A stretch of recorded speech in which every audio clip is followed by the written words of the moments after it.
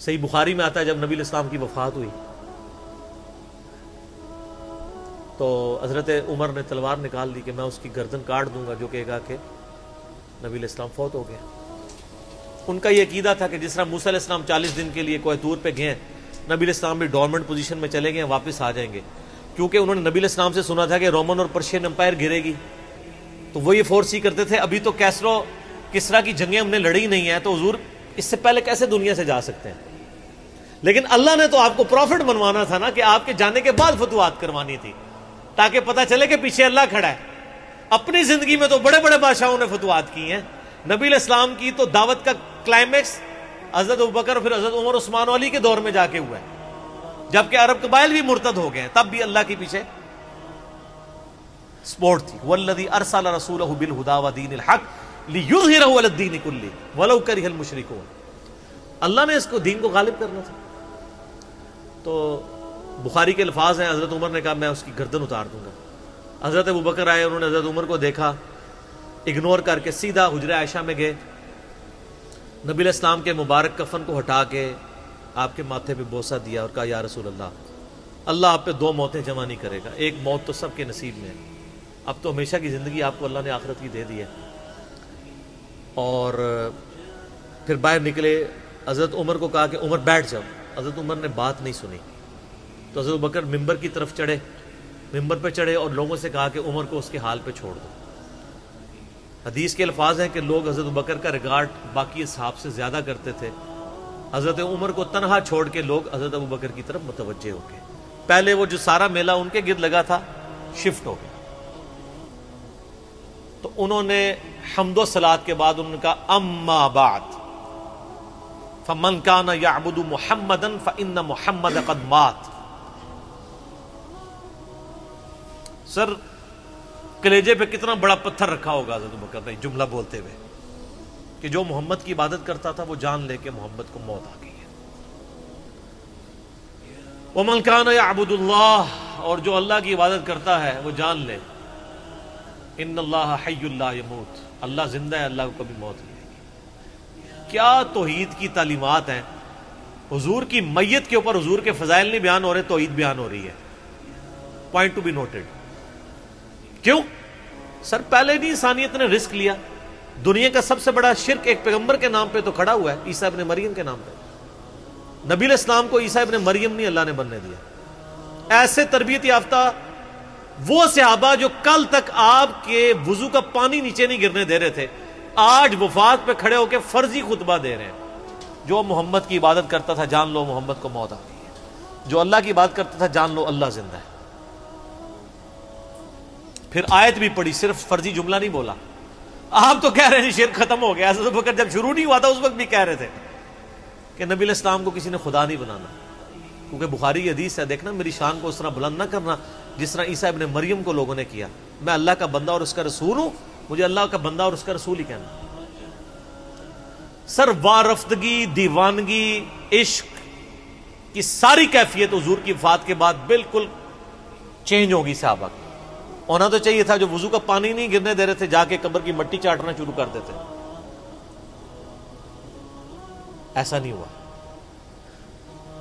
وہ تعلیمات کی باؤنڈریز کو کراس نہیں کرتے تھے. تو پھر انہوں نے آیت پڑھی سورہ آل عمران آیت نمبر 144 وما محمد الا رسول قد خلت من قبله الرسل افئن مات او قتل انقلبتم على اعقابكم. محمد تو نہیں مگر ایک رسول ہی، اگر یہ فوت ہو جائیں یا دین جو جنگ میں قتل کر دیے جائیں، شہید ہو جائیں، کیا تم دین سے الٹے قدم پھر جاؤ گے؟ جو کوئی دین سے الٹے قدم پھیرے گا اللہ کا کوئی نقصان نہیں کرے گا اور اللہ ثابت قدم رہنے والوں کو جزا دے گا. پھر سورہ الزمر کی آیت نمبر 30 پڑھی انک میت وانہم میتون. اے نبی تمہیں بھی مرنا ہے اور ان کو بھی موت آنی ہے تمہارے مخالفین کو. پھر تم اللہ کے حضور جھگڑو گے، اللہ تمہارا فیصلہ کرے گا. یہ سیدنا ابوبکر کی حضور کی وفات کے وقت استقامت تھی. پھر جھگڑا کھڑا ہو گیا حضور کو دفنانا کدھر ہے. جامعہ ترمذی میں حدیث ہے، سیدنا ابوبکر کہتے ہیں کہ میں نے نبی علیہ السلام سے یہ بات سنی تھی کہ اللہ اپنے پیغمبر کو وہیں پہ موت دیتا ہے جو اس کے لیے سب سے پسندیدہ جگہ اللہ کے نزدیک ہوتی ہے. تو حضور کی جو چارپائی ہے نا اس کے نیچے ان کی قبر کھودو، وہاں پہ اللہ نے ان کو موت دی. پہلے صحابہ میں رائے نہیں طے ہو رہی تھی کہاں دفنانا. پھر سنن نسائی الکبریٰ کے اندر پورا وفات النبی چیپٹر ہے، سنن ابن ماجہ میں بھی موجود ہے کچھ حصہ اس کا۔ پھر لوگوں نے پوچھا کہ نبی علیہ السلام کا جنازہ ہوگا؟ انہوں نے کہا ہاں ہوگا۔ اسی طریقے سے تکبیر کہو اور سورہ فاتحہ اور اس کے بعد درود شریف اور اس طریقے سے 4 تکبیرات پڑھو۔ لیکن ایک فرق تھا کہ نبی علیہ السلام کو پروٹوکول صحابہ نے دیا ہے کہ آپ کی جو جنازے کی نماز ہے نا وہ جماعت کے ساتھ نہیں ہوئی۔ صحابہ نے یہ پروٹوکول دیا کہ حضور کی میت کی موجودگی میں بھی کوئی شخص امامت نہ کروائے۔ حجرے میں ایک طرف سے لوگ داخل ہوتے تھے، اکیلے اکیلے جنازہ ادا کرتے تھے، اور ڈیٹیل میں آتا ہے 2-3 دن تک جنازہ ہوتا رہا۔ پہلے یعنی مرد داخل ہوئے، اس کے بعد بچے، غلام، پھر عورتیں، اس طریقے سے سب نے جنازہ پڑھا۔ ظاہر ہے 1 لاکھ سے زیادہ لوگ تھے جنازہ پڑھنے والے۔ اس موقع پہ بھی سیدنا ابوبکر کی آپ استقامت دیکھیں، ورنہ حضرت عمر کتنے سٹرانگ اصحاب کے مالک تھے، ان کی حالت آپ دیکھ لیں۔ جب ضرورت پڑی ان کے مضبوط اصحاب کی تو کولیپس کر گئے۔ ابوبکر ہی کھڑے ہوئے ہیں، تو حضور کو پتا تھا نا میں نے مصلی پہ کسے کھڑا کرنا ہے۔ اور بخاری میں الفاظ ہیں، جب مصلی پہ کھڑا کیا فرمایا ابوبکر کے علاوہ سارے دروازے بند کر دو، صرف ابوبکر کے گھر کا دروازہ جو مسجد کی طرف کھلتا ہے، جو مسجد کا دروازہ ابوبکر کے گھر کی طرف ہے وہ کھلا رکھو، باقی سارے بند کر دو۔ تو نبی علیہ السلام کو یہ پتا تھا کہ کس لیول کا کس بندے کا یعنی ایمان ہے، اس کے اعصاب ہیں۔ اور بخاری کے الفاظ ہیں، جب حضرت ابوبکر نے خطبہ دیا، حضرت عمر کہتے ہیں میرے پاؤں میرا بوجھ نہیں اٹھا سکے، اور مجھے یقین آ گیا کہ حضور فوت ہو چکے۔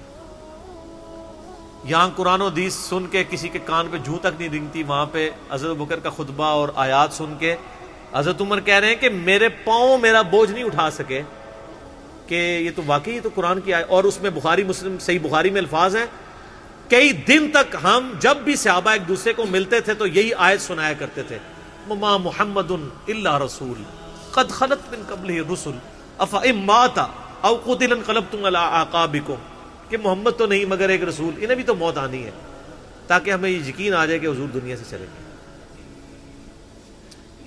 تو یہ صحابہ کرام علیہم رضوان کی نبی علیہ السلام کے ساتھ عقیدت تھی، اور سیدنا ابوبکر آپ کو بالکل صف اول میں نظر آئیں گے، ٹاپ آف دا لسٹ، معاملات کو ہینڈل کرنے میں، چیزوں کو بالکل من و سنت کے مطابق ڈھالنے میں، اور ہر معاملے میں رجوع لانے کے اوپر، اور اہل بیت کے ساتھ کمٹمنٹ کے اوپر، ہر مسئلے میں آپ کو حضرت ابوبکر صدیق کی قربانیاں ٹاپ آف دا لسٹ نظر آئیں گی۔ تو بات کہاں سے کہاں شروع ہوئی، فی البدی میں تو اور گھنٹوں بول سکتا ہوں، مجھے اتنی حدیثیں یاد ہیں یہ فضائل کے اعتبار سے۔ آخر میں حصول برکت کے لیے میں وہ حدیث بیان کروں گا جو میں اکثر بیان کرتا ہوں۔